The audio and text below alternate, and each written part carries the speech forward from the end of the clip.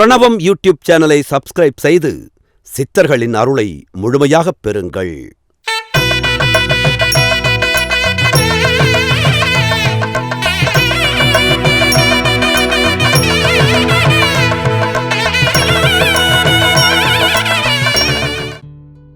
மனப்பக்குவம்தான் மகுடம்.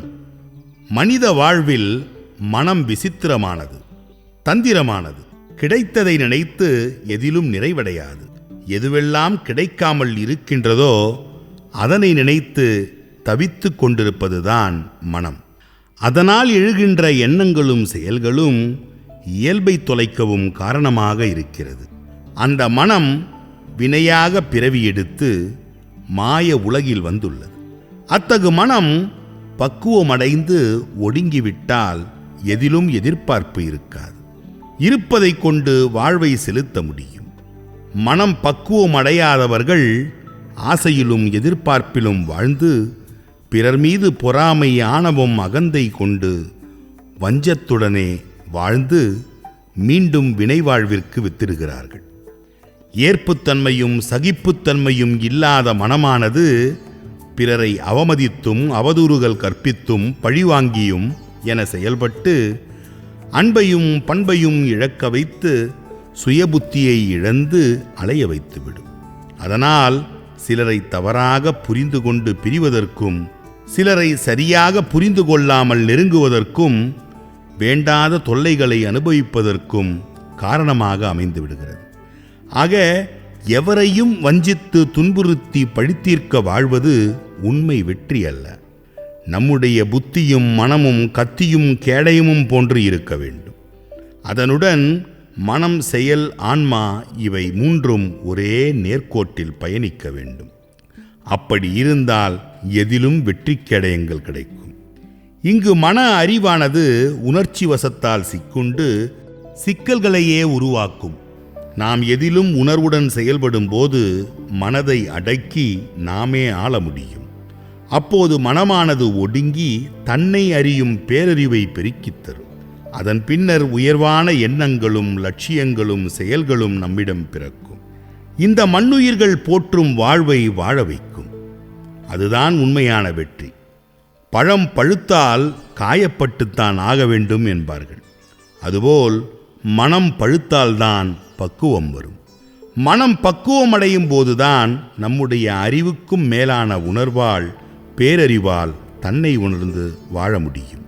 அதனால் செயல்கள் யாவும் அனுகூலங்கள் காணும். இந்த வாழ்க்கை எத்தனை பெரிய விசித்திரமான புத்தகம் என்பதும் புரியும்.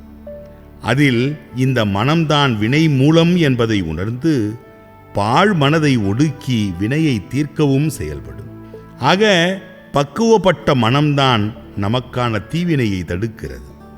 நிரந்தரமே இல்லாத உலகத்தில் மனதால் இயங்கி அறிவால் வினையை பெருக்கி அநீதியை நீதி என்றும் அதர்மத்தை தர்மம் என்றும் கூறிக்கொள்பவர்கள் அதனின் வினையை உணர்ந்தால் யாரையும் பழித்தீர்க்க முயலமாட்டார்கள்.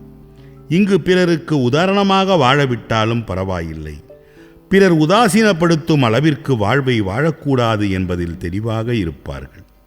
மனம் படைத்த மனிதர்கள் யாவருமே குற்றமும் அல்லது குறையும் இருந்தால்தான் பிறவி எடுத்து வருகிறார்கள் என்ற தெளிவுடன் பிறவி வினையை தீர்த்து பிறவாத நிலையை அடைவதற்கு மனதை ஒடுக்க முயல்வார்கள். பிறரின் பிடிவாதத்தையும் திமிரையும் போலி கௌரவத்தையும் பொய் புகழையும் பார்த்து நம்முடைய மனம் ஏங்கிவிடக்கூடாது என்பதில் தெளிவாக இருப்பார்கள். வாழ்க்கை புத்தகத்தில் மனித அறிவால் நேற்றைய பக்கத்தை திரும்பி பார்க்கலாம். ஆனால் நாளைய பக்கத்தை நாம் புரட்டி பார்க்க இயலாது அல்லவா? அவைகள் அனைத்தும் வினைகள் சார்ந்தது. ஆதலின் நாம் இருக்கின்ற நிகழ்வில் நேர்மையுடன் தெளிவுடன் பயணிக்க வேண்டும். எப்போதும் பிறரை ஆராயும் நோக்கில் செயல்படாமல் நம்முடைய முதுகில் உள்ள அழுக்கினை நீக்கிக் கொண்டு உணர்வுடன் பயணப்பட வேண்டும்.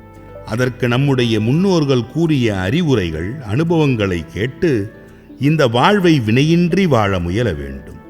ஏனெனில் அவர்கள் கற்றதை விட பட்டு தெளிந்ததை எடுத்து சொல்வார்கள். அப்படி நாம் உணர்ந்து வாழும்போது எந்த இடத்திலும் நாம் நாமாக இருப்போம். நம்முடைய மனதில் அன்பு, தயவு, பரிவு, கருணை இருக்க வேண்டும். மண், பொன், பொருள் இந்த மூன்றையும் பிறருக்கு கொடுத்து வாழ்வதுதான் அறம். நம்முடைய மனதில் அறம் நிலைக்கும் போது பிறரை எதிர்பார்த்து காத்திருக்க மாட்டோம். பிறரை காயப்படுத்தி பழிவாங்க மாட்டோம். நாம் செய்யும் தவறுகள் மனதில் பதிந்து வினையின் முடிச்சாக விழுந்து பிறவிக்கு வழிவகுத்து விடுமே என்ற அச்சத்துடன் செயல்படுவோம். அதன் விளைவாகவே மனம் ஒடுங்கி பேரறிவு மேம்படும். ஆக மழுங்க வைக்கும் மனமுடைய இந்த வாழ்வில் நம்மை எந்த வினையும் சூழாமல் எச்சரிக்கையுடன் எதிர்பாராமல் கொடுத்து வாழ்வதுதான் சிறப்பான வாழ்வென்று வாழக்கடவோம். இந்த பூவுலகில் பிறருக்கு உதவிகள் செய்து வாழ்பவர்கள் யாரிடமும் உதவி கேட்டு நிற்க மாட்டார்கள். அதுபோல் உதவி வாங்கி பழகியவர்களுக்கு யாருக்கும் உதவிகள் செய்ய மனம் இருக்காது.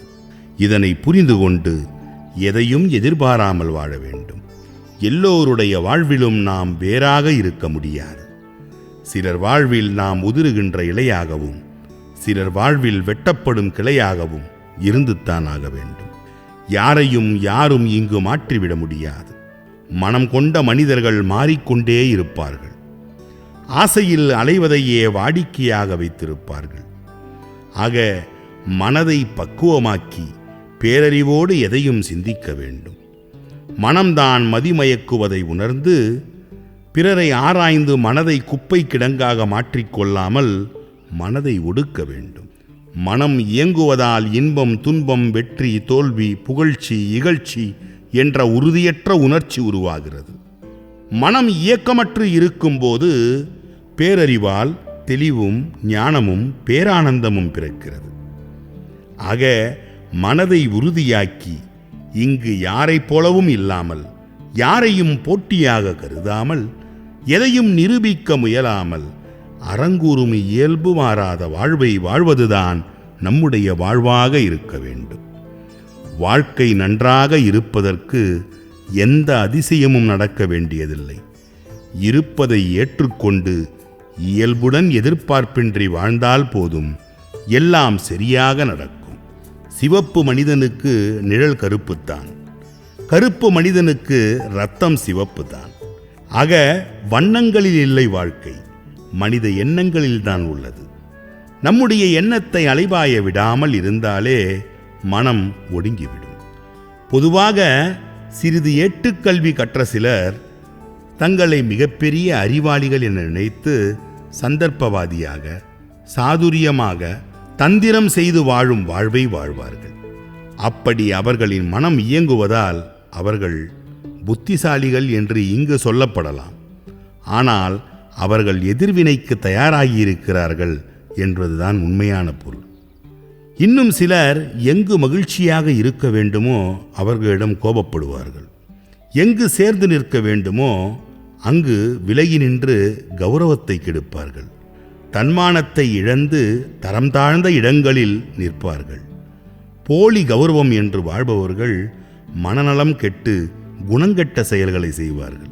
அவரவரின் வினைக்கேற்ப மனம் இயங்கி அதற்கொப்பவே செயல்கள் நிகழ்கின்றது என்பதை உணராமல் பலரும் வாழ்கிறார்கள். மனம் ஒடுங்கி தன் பேரறிவால் உணர்ந்து வாழ்பவர்கள் தாங்கள் செய்யும் எந்த செயலையும் வினையின்றி கவனமாக செய்வார்கள்.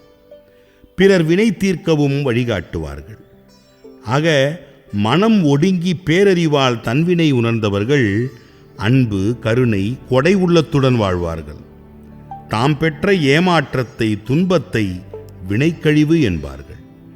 மனதை கடந்து பேரறிவுடன் பிறநலன் என்று அறம் சார்ந்து இயங்குவதால் இந்த பேரண்டம் அவர்களுக்கு தகுந்ததை சரியான தருணத்தில் தரும். அப்போது அவர்கள் பிறர் நம்ப முடியாத அளவிற்கு உயர்ந்து நிற்பார்கள்.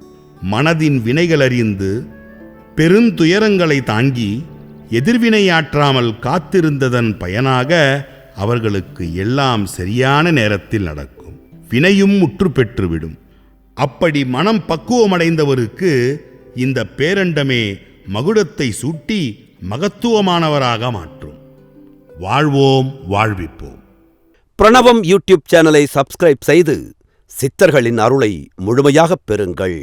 ஞான வழியில போகணும்னு ஆசை உள்ளங்க, போரும்பா இந்த உலகம் போரும்பா அப்படின்னு ஞான வழியில போகணும்னு ஆசைப்படுறவங்களுக்கு, தமிழ்நாட்டுல சித்தர்களுக்கு ஞான திருஷ்டியில வந்திருக்கிற அத்தனை இன்ஃபர்மேஷன்ஸ் எல்லாத்த பத்தியும் ஆழமான கம்ப்ளீட் தகவல்கள். It's an excellent magazine. அருளாளர்கள் 1000.